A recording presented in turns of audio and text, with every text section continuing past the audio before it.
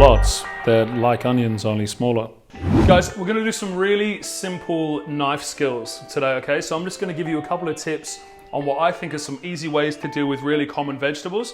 Hopefully really easy things that I'm sure you've done a bunch of times. But honestly, I feel like if you can do this quickly and efficiently, it saves so much time when you're cooking at home. So I'm gonna give you a couple of tips.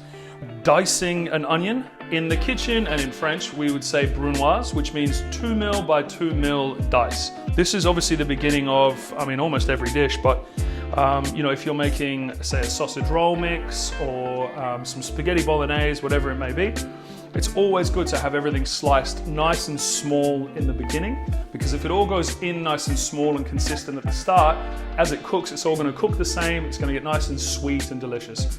If it's all cut random and it's all big different sizes, you're gonna get an inconsistent product by the end, okay? I'm gonna show you using our chef's knife, Wusthof Classic Icon 9-inch chef's knife. I'm also gonna show you on using a paring knife as well. So there's one way of doing it where we can just use the chef's knife, but also maybe a slightly easier way if people aren't as confident with their incredibly sharp, shiny knives. And if you need to sharpen your knives at home, you can check out our video on that as well.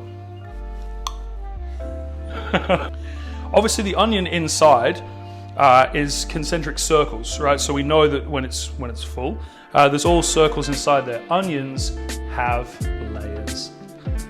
What we're gonna be doing in order to basically use the natural shape already of the onion inside to get a nice even dice, we're gonna slice down, making vertical cuts through the onion this way. Then we're gonna make cuts horizontally through the middle before we slice. And that's gonna give us a wonderfully even, small dice, okay?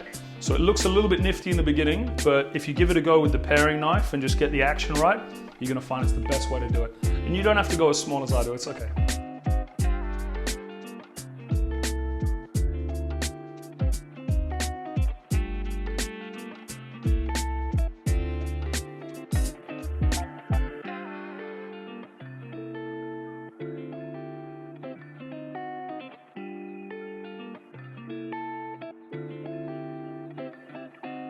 But obviously not everyone feels comfortable having, I'm gonna start crying soon, not everyone feels comfortable having the chef's knife so close to their fingers, which is totally understandable. You need to practice. So a really good way whilst you're getting used to that is to get one of these.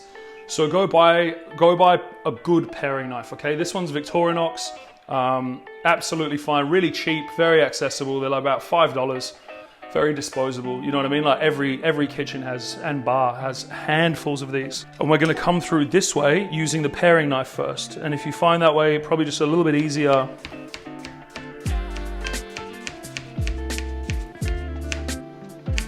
than putting our fingers so close to the chef's knife, and still really, really efficient for making those downward slices. Like, look at those, it's absolutely fine.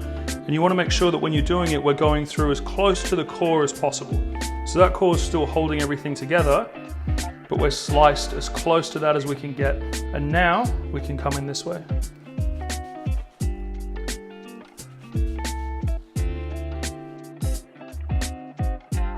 And just slice through. Not everything has to be at 1,000,000 miles an hour. It's all good. I'm gonna dice some carrot. Obviously, I'm sure you've diced carrot before at home, okay?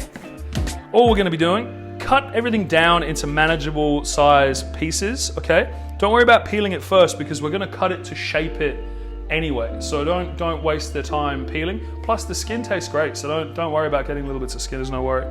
But what you really wanna be doing is coming through, square off one edge, square off the other edge.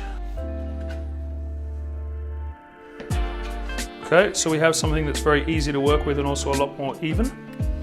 And then we just want to take slices out, the same thickness that we were dicing our onions. And then after that, we're just going to come through and cut them into batons. So that once we have our pieces even this way, and we're going to do that to all of them,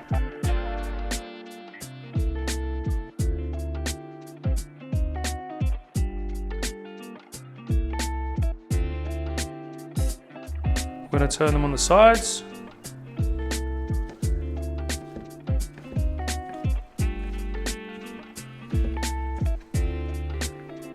And we can run through and dice them all beautifully even.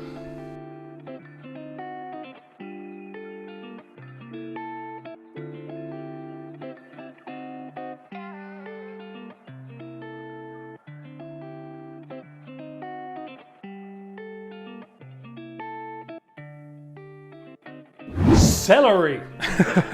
Obviously, it's not that hard to be dicing the veggies. It's just thinking about cutting things into manageable sizes and really trying to run through them into long strips first, turn, and then run through them the other way, okay? And if you can keep that kind of consistency, you're always gonna end up with a much, much better product. So we always wanna be trying to preserve the shape of the vegetable and work with the shape of the product. You can already sort of see that the thickness of the celery is probably gonna be about the size that we dice, because there's no point cutting it down much more than that. This isn't, you know, sort of a 3 Michelin experience. We're just making a bit of soup or something. And we're just gonna run through this way. And I just promise, by just taking a little bit longer and a little bit more focus on the dice with your vegetables, automatically your cooking is gonna come up way more. Just if everything goes in nice and small and even in the beginning, you're always gonna end up with a better product at the end.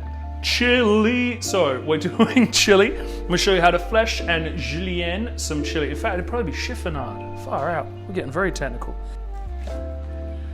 What I find is really helpful, get a spoon and get a bowl and get set up before you start filming.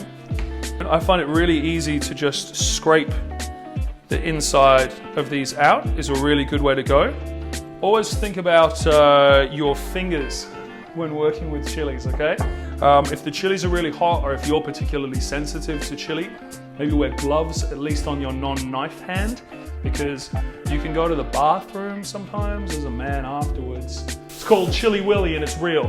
Okay, now, as everyone knows, the heat is in the seeds. The heat is also in the, let's call it the chain or whatever the fuck, that holds the seeds to the inside of the chili, okay? That's where a lot of the heat lives as well. So we really want to flesh the inside of this out. I'm pushing down as hard as I can against the board here and just making very slight movements, because this is going to go really easily, okay?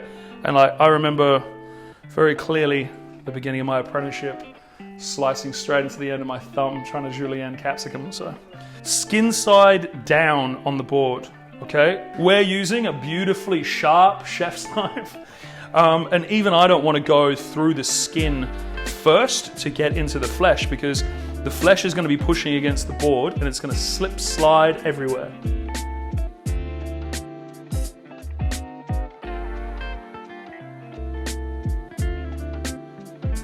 Hold open the chili, and our knife is just going to run against our finger here, so there's no chance of cutting yourself.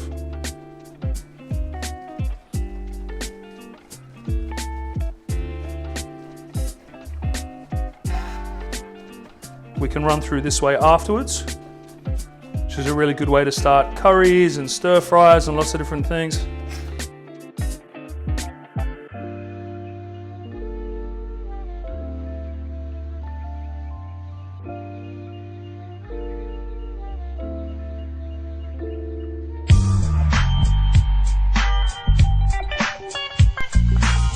Shallots, they're like onions, only smaller.